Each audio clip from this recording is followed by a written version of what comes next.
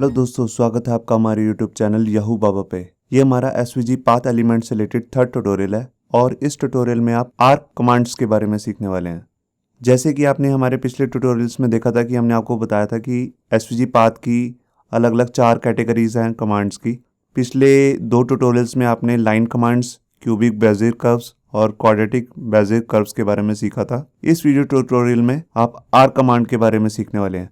Arcs बनाने के लिए हम ए कमांड का यूज़ करते हैं। तो आर्क बनाने के लिए हमारे को और क्या क्या प्रॉपर्टीज़ की ज़रूरत होती है, आइए पहले उनको देखते हैं। यहाँ पर देखिए हमारे पास एक आर्क है, यहाँ पर आपको दिख रहा है, ये हाफ सर्कल सा लग रहा है आपको। ये आर्क बनाने के लिए सबसे पहले आपको चाहिए 2 पॉइंट्स, एक स्टार्टिंग पॉइंट और एक एंड पॉइंट। इन दोनों का हम एक्स एक्सिस और वाई एक्सिस ले लेंगे और इन दोनों के बीच में हमारी कमांड आएगी ए कमांड। ए कमांड मतलब आर्क। आप आर्क के साथ एक पॉइंट देंगे और उसका एक्स एक्सिस और वाई एक्सिस देंगे। ये जो पॉइंट होंगे यही ये बताएंगे कि ये आर्क का जो रेडियस है, या आपको जो रेडियस दिख रहा है वो कितना होगा। जितना ये पॉइंट आप ऊपर रखते जाएंगे उतना ये रेडियस जो है हाई बनता जाएगा, मतलब कि आपका सर्कल उतना हाई बन जाएगा। और जितना इसे क्लोज बनाएंगे उतना ही आपको दिख रहा है ये उतना ही छोटा होता जाएगा। ये पॉइंट जो है ये आप ऊपर ही नहीं, ये आप नीचे भी बना सकते हैं। तो आइए देखते हैं पहले जो हमारा इस तरह का आर्क बनेगा उसका कोड क्या होगा। उसका कोड बनाने के लिए आपको सबसे पहले चाहिए एम मतलब मूविंग पॉइंट, और उसमें आपने एक्स एक्सिस और वाई एक्सिस दे दिया। ये हम एक एग्जांपल लेके चल रहे हैं और इसके साथ आगे यहाँ पे हमारा एंड पॉइंट जिसमें हमने एक्स एक्सिस दे दिए 70 और वाई एक्सिस जो है हमारा ऊपर से वो हो गया 50। इन दोनों के बीच में हम लेंगे हमारा आर्क। ए कमांड के साथ आप देंगे एक्स एक्सिस और वाई एक्सिस। जैसे हमने यहाँ पर एक पॉइंट लिया हुआ है उसका हमने 30 और 20 ले लिया। 20 जो है हमारा वाई एक्सिस है और इसके साथ यहाँ पे 3 पैरामीटर्स और आएंगे। ये पैरामीटर्स क्या हैं आइए समझते हैं। यहाँ देखिए जो हमारी ये आर्क है उसके साथ हम जब एक्स एक्सिस और वाई एक्सिस देते हैं तो यहाँ पे 3 पैरामीटर भी देने जरूरी होते हैं। जो ये 3 पैरामीटर हैं इसमें जो सबसे पहला वाला पैरामीटर होता है इसको हम कहते हैं एक्स एक्सिस रोटेशन। इसका काम क्या होता है कि जो हमारा जो ये सर्कल बना है या इक्लिप्स जो भी बनेगा उसको एक्स एक्सिस से रोटेट करना। बेसिकली हम इसे 0 ही रखते हैं, इसे छेड़ते नहीं है, मगर मैं आपको इसे प्रैक्टिकली करके दिखाऊंगा कि हम इसे कैसे यूज़ कर सकते हैं। इसके बाद जो हमारा दूसरा पॉइंट होता है उसको हम कहते हैं लार्ज आर्क फ्लैग। मतलब कि ये सर्कल कितना बड़ा बनाना है। बाय डिफॉल्ट जो इसकी वैल्यू होती है वो 0 ही होती है, मतलब कि छोटी ही आर्क रखनी है। जितनी आपने पॉइंट रखा है उसके हिसाब से ये आर्क बनाता है ये। अगर आप इसे 1 कर देंगे तो ये आर्क जो है ये छोटी ना होके बहुत बड़ी हो जाएगी। ये भी मैं आपको प्रैक्टिकली करके दिखाऊंगा। इसके बाद जो हमारा तीसरा पैरामीटर है उसको हम कहते हैं स्वीप फ्लैग। इसकी बाय डिफॉल्ट जो प्रॉपर्टी होती है वो होती है 1। इसमें दूसरी वैल्यू होती है 0। 1 का क्या मतलब है, जिस डायरेक्शन में हमने बोला है ये उसी डायरेक्शन में बनेगा। अगर हम इसे 0 कर देंगे ये बिल्कुल फ्लैप हो जाएगा, मतलब कि बिल्कुल उसके अपोजिट डायरेक्शन बन जाएगी कुछ इस तरीके से। ये देखिए यहाँ पे जैसे हमने 0 सेट किया तो ये डायरेक्शन बिल्कुल उल्टी होगी, मगर आपने एक्स एक्सिस और वाई एक्सिस को नहीं छेड़ना। आपकी एक्स एक्सिस और वाई एक्सिस तो वही रहेंगे, बस आपकी डायरेक्शन जो है इक्लिप्स या सर्कल की वो चेंज हो जाएगी। तो आइए देखते हैं इसे प्रैक्टिकली करना कैसे है।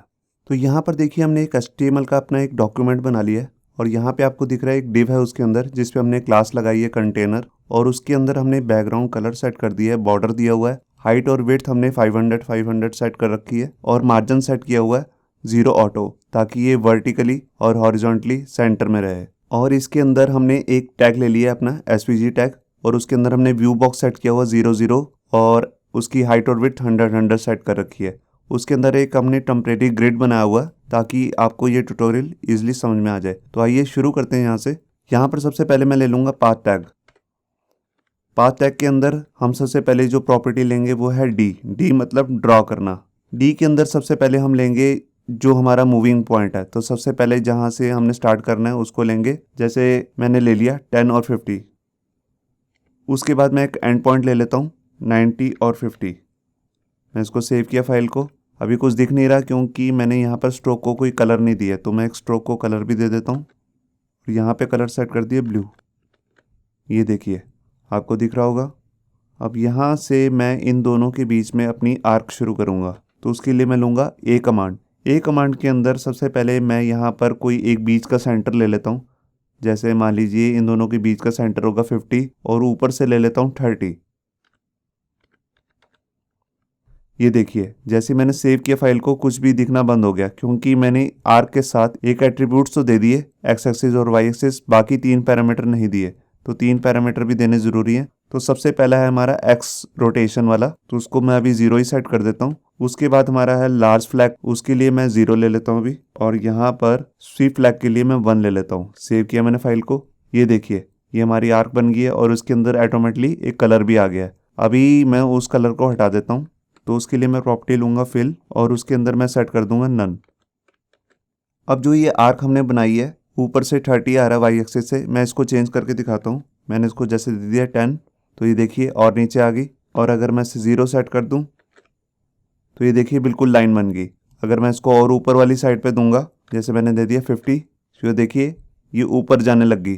अब सबसे पहले मैं आपको लार्ज फ्लैग का दिखाता हूँ। आपको लार्ज फ्लैग का भी 0 आ रहा है। अगर जैसे ही मैं इसे 1 सेट करूँगा, सेव किया मैंने फाइल को, ये देखिए आर्क जो है वो काफ़ी बड़ी हो गई है।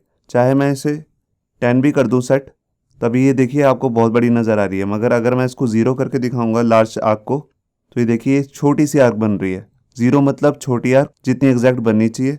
अगर आप उसे 1 कर देंगे तो वो लार्ज आर्क बन जाएगी, जैसे आपको यहाँ दिख रहा है। इसके बाद आता है आपका स्वीप फ्लैग। स्वीप फ्लैग की 2 ही वैल्यू होती है, 1 या 0। अभी 1 सेट हुई है, मतलब कि एग्जैक्ट जिस हम पोजीशन पे बनाना चाहते थे इसे, वो वैसे ही बन रहा है। मगर अगर हम इसको बिल्कुल अपोजिट डायरेक्शन में दिखाना चाहते हैं तो उसके लिए हम लेंगे 0।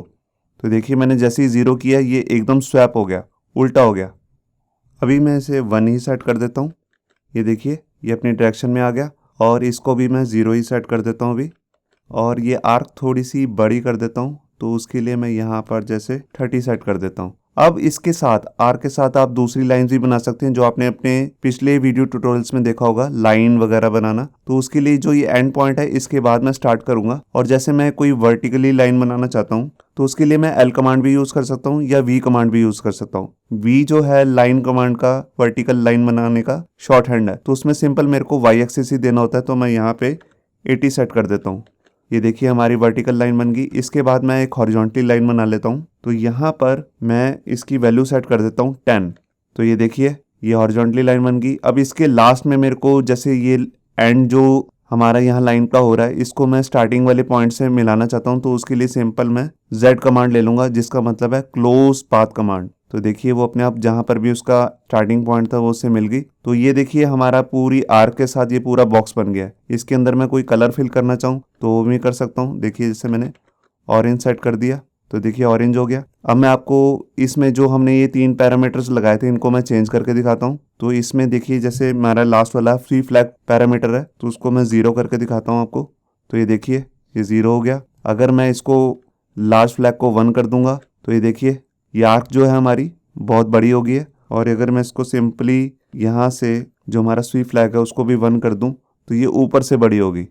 तो आप देख रहे हैं एक ही कमांड लिखने से आप कितनी तरीके की शेप बना सकते हैं, सिर्फ उसके पैरामीटर्स की वैल्यू चेंज करके। अब मैं आपको जो हमारा एक्स एक्सिस रोटेशन है उसके बारे में बताता हूँ। तो मैं आर्क को थोड़ा छोटा कर लेता हूँ। ये देखिए मैंने इसको 0 ही कर दिया, ये आपको दिख रहा है यहाँ पे।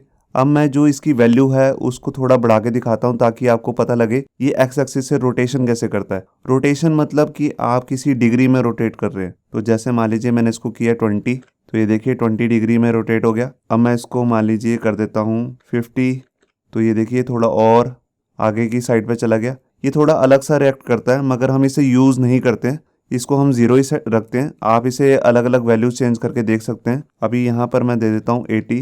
ये देखिए अगर मैं 90 दूंगा इसे, तो बिल्कुल 90 डिग्री की एंगल में ये रोटेट हो गया, बिल्कुल सीधा। और उसके बाद अगर जैसे मैंने दे दिया 120, तो देखिए ये राइट साइड में मूव होने लग गया। और 180 दूंगा तो उसके आसपास ही पहुंच जाएगा। ये देखिए बिल्कुल एंड ही हो गया इसका।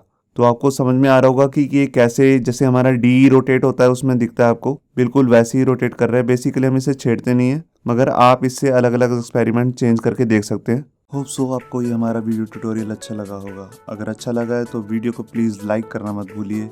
अगर आप ऐसे ही रेगुलर अपडेट्स चाहते हैं तो हमारे चैनल याहू बाबा को सब्सक्राइब करना मत भूलिए। Thank you.